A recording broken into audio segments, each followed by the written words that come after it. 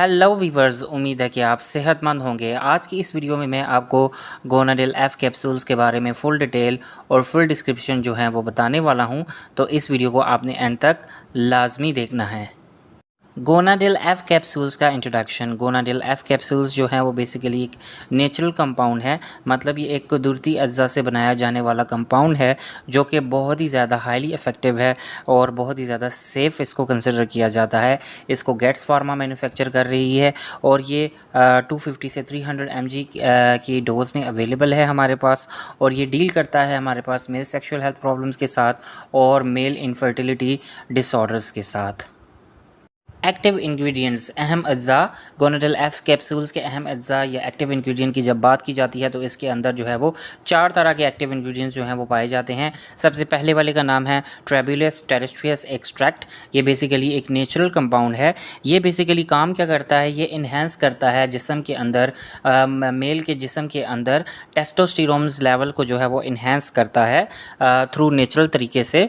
दूसरा हमारे पास जो एक्टिव इंग्रेडिएंट है वो है हमारे पास जिंक, जो एल ऑप्टिक कंडीशन में जो है अवेलेबल होता है। जिंक बेसिकली एक पावरफुल एंटी ऑक्सीडेंट है और ये जो है वो फाइट करता है फ्री रेडिकल्स के अंदर।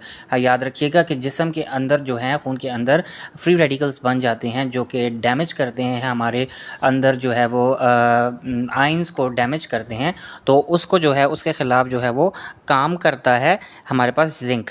थर्ड जो हमारे पास, तीसरा जो हमारे पास अहम अज्जा में शामिल है वो है विटामिन ई। विटामिन ई को जो है वो एंटी स्टेरॉयडल विटामिन बी कहा जाता है और ये हमारे पास रिप्रोडक्टिव फंक्शंस को जो है वो रेगुलेट करता है। चौथा हमारे पास अहम अज्जा में जो सबसे अहम है वो है सेलेनियम। सेलेनियम बेसिकली एक पावरफुल एंटीऑक्सीडेंट है और ये हमारे पास बहुत ही ज़बरदस्त जो है वो तरीके से रिप्रोडक्टिव हेल्थ को जो है वो मेंटेन करता है। तो हमारे पास जी 4 मेन एक्टिव इंग्रेडिएंट्स थे गोनाडिल एफ के अंदर। टू यूज़ इट, इसको इस्तेमाल कैसे करना है। गोनाडिल एफ कैप्सूल्स को जो है वो आपने इस्तेमाल करना है 4 से 12 हफ्ते तक लगातार, रोज़ आपने बग़ैर नागा किए हुए इसका एक कैप्सूल जो है आपने जो है वो इस्तेमाल करना है। या डॉक्टर आपको अगर 2 कैप्सूल्स को रिकमेंड करता है तो आपने उस हिसाब से इस्तेमाल करना है। यूजुअली जो रिकमेंडेड डोज़ है वो हमारे पास एक कैप्सूल है। आपने 4 से 12 हफ्ते तक इसको रेगुलरली जो है वो इस्तेमाल करना है। याद रखिएगा कि अगर आप डायबिटिक पेशेंट हैं या अगर आप जो है बहुत ज़्यादा ओवर स्ट्रेस्ड हैं, ओवर वेट हैं, तो आपकी ये जो बेसिकली थेरेपी है ये 12 हफ्ते से आगे भी बढ़ेगी मेंटेनेंस थेरेपी के लिए। यूजेस, गोनाडिल एफ कैप्सूल्स के फ़वाइद क्या हो सकते हैं। तो गोनाडिल एफ कैप्सूल्स को बेसिकली 2 वजूहात की वजह से इस्तेमाल किया जाता है जहां ये आपको फ़ायदा पहुंचाता है। सबसे पहले ये जो यूज़ किया जाता है ये for the treatment of male sexual health problems को डील करने के लिए, और दूसरा है हमारे पास मेल इनफर्टिलिटी डिसऑर्डर्स को ट्रीट करने के लिए। तो सबसे पहले हम चलते हैं मेल सेक्सुअल हेल्थ प्रॉब्लम्स को डील करने के लिए।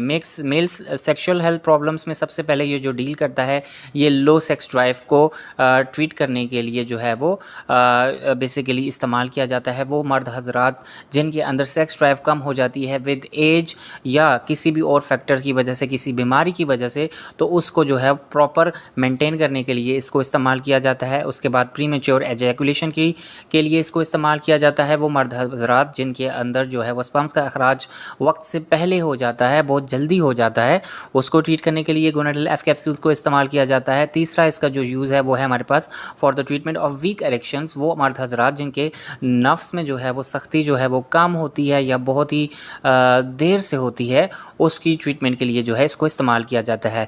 दूसरा जो इसका इस्तेमाल है, जो इसका यूज़ है वो हमारे पास है for the treatment of male infertility disorders.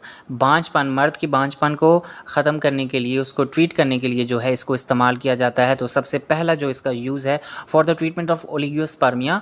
Oligospermia एक ऐसी कंडीशन है कि जिन मर्द हजरात में स्पर्म काउंट जो है वो कम हो जाता है, तो उसको ट्रीट करने के लिए इसको इस्तेमाल किया जाता है। दूसरी हमारे पास कंडीशन है फॉर द ट्रीटमेंट ऑफ ओलिगोएस्टेनियोस्पर्मिया।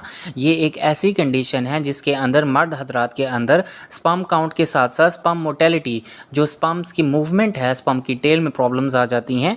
तीसरा हमारे पास जो है वो इस्तेमाल है for the treatment of hypogonadism. Hypogonadism एक ऐसी कंडीशन है जिसके अंदर मर्द हजरात के गोनेड्स यानी टेस्टिकल्स यानी टेस्टीज़ में जो है वो बेसिकली हार्मोनल प्रोडक्शन जो होती है वो कम कम हो जाती है। तो बेसिकली और फोर्थ हमारे पास जो इसका यूज़ है for the enhancement of testosterone level को जिस्म के अंदर, मर्द हजरात के जिस्म के अंदर बढ़ाने के लिए और मेंटेन करने के लिए जो बेसिकली गोनाडेल एफ कैप्सूल्स को जो है वो इस्तेमाल किया जाता है।